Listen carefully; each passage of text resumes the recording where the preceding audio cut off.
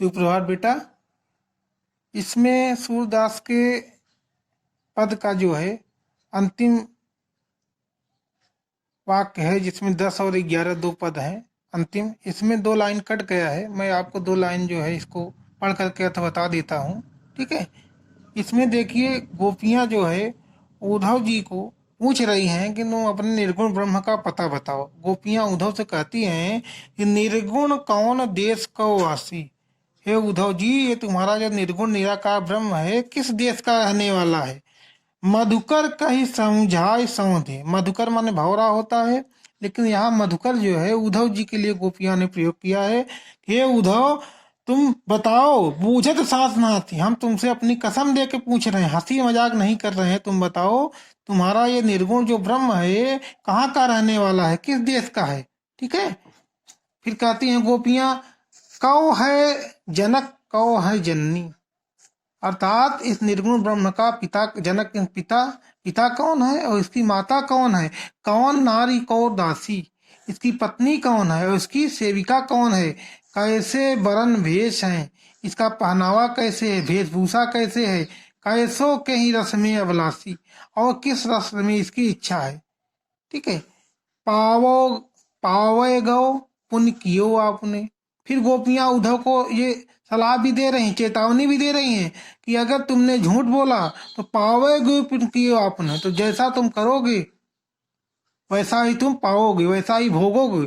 और जो रो करेगो घासी, घासी माने छल कपट। अगर तुम छल कपट करोगे तो अपने किए का फल अवश्य प्राप्त करोगे। तुम सच सच बताना जो मैं हम तुमसे पूछ रही हूँ। सुनत मौन है रहो बावरो, बावरो माने पागल। तो इतना बातें गोपियों के सुनते हुए उद्धव जी जो पागलों की तरीके मौन हो जाते हैं, शांत हो जाते हैं। और सूरदास जी बता रहे हैं कि ऐसा मालूम होता है सबय मतिनासी, उद्धव जी की मति माने बुद्धि ही नष्ट हो चुकी। अब उस गोपियों के सामने उद्धव जी की बोलती ही बंद हो गई। उद्धव जी गोपियों के जवाब नहीं दे पा रहे हैं। ठीक है।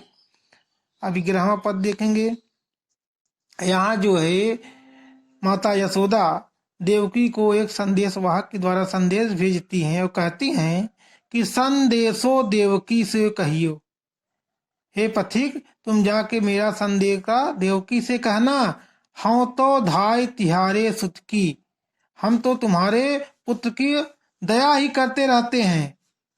जदप माने फिर भी, टेव मीन्स आदत, तुम तो उसकी आदत जानती हो।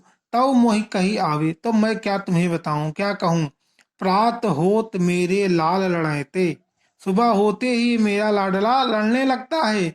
माखन रोटी भावे, इसे माखन रोटी बहुत ही अच्छी लगती है, इसलिए लड़ता है।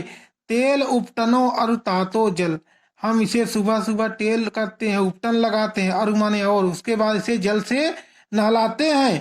ताही देख भाज जाते, वह पानी को जल को देख करके भागने लगता है। जोई जोई मांगत सोई सोई देती, जो जो यह उस समय मांगता है हम उसे सारी चीजें देती हैं। क्रम क्रम फिर धीरे धीरे करके वह नहाते माने नहाता है।